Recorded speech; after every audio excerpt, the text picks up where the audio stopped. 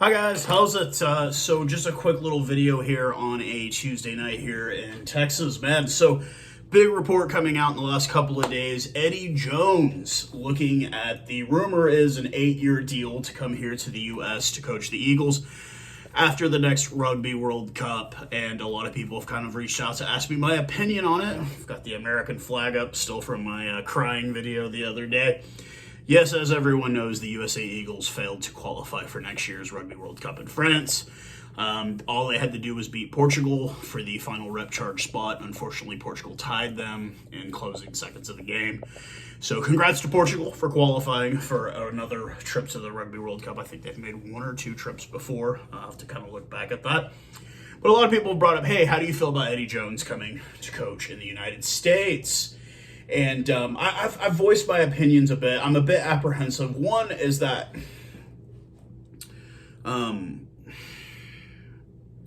this is a rugby union, USA Rugby, that declared bankruptcy 2 years ago. So the 8-year deal, I don't even really know how they would be able to even afford that.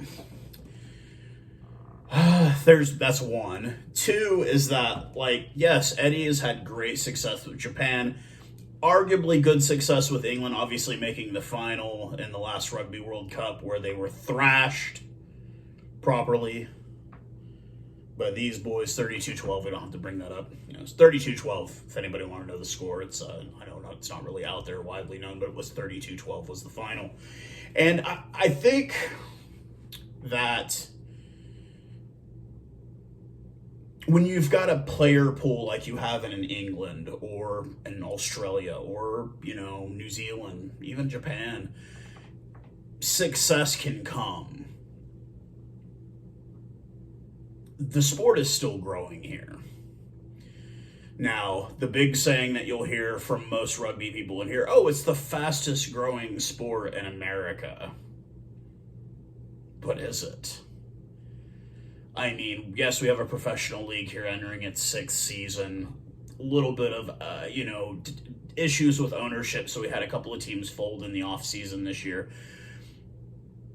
But we're a long way. We thought we were pretty close to where Japan was. We've realized in the last couple of days that we're not even close to where Japan is, or Japan was going into the 2019 World Cup. We're still a ways off from that.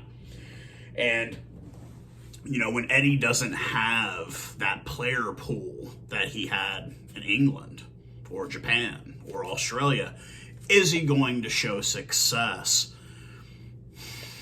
I don't think so. I think that whatever coach that we get here for the USA Eagles is going to need to be somebody that's going to be okay with us being absolute rubbish for 4 or 5 years, because that's what it's going to be. We're going to have some wins and some successes. And even Gary Gold, I don't crap on that man at all. I watch the USA Eagles. I bring it up all the time, watching the USA Eagles beat Scotland and Houston, Stuart Hogg and company, and I was USA all the way that whole game, and it was great, and he's done that for us. John Mitchell was the coach before him. I regularly consider John Mitchell to be the worst All Blacks coach of all time. You can argue with me on that one. That's just my personal opinion. But Gary Gold has done what he can with what he has. We need another coach to take us to the next level. I don't think Eddie Jones is that coach. That's just my personal belief. Eddie Jones needs something to build with. And we've got some good guys. We've got AJ McGinty. He's one of our better players. Paul Lasike, Ruben DeHaas, Christian Dyer, Nate Augsburger. We've got talent, but we're not England. Not even close. Not even by a mile. And as much as I hate the Palms, English are good at rugby. You have a good rugby team. I just hate your team. I don't think Eddie would be okay at his age with having to go through that. People have asked me who I would like to see coach the U.S. national team. I would be totally cool with Warren Catlin. I don't think that's going to happen either. I don't Heineke Meyer lives here in Houston. He's not interested in the job, and I don't blame him. Jake White isn't coming. I know that's not going to happen. I know I keep bringing up South African coaches, but we've already got somebody here that's on the USA Eagles coaching staff, joined the coaching staff recently. He's on the staff for our local professional side here, the Dallas Jackals. Absolutely great coach, great player, multiple caps for Los Pumas, and I think his run with the Pumas as a skipper, they just kind of ran out of gas. I think COVID really hurt it, and they just ran out of gas. I wouldn't mind having Mario Ledesma lead the USA Eagles.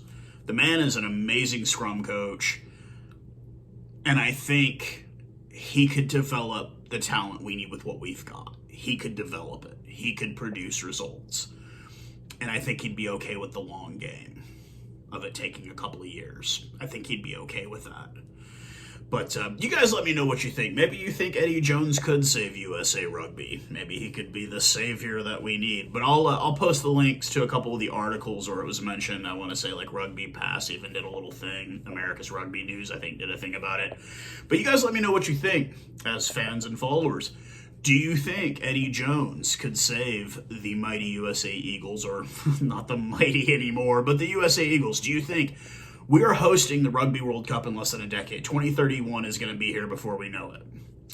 And I like to think that us going into that World Cup, we have a chance, a serious chance at moving into Tier 1 status. I mean, we've got the player pool.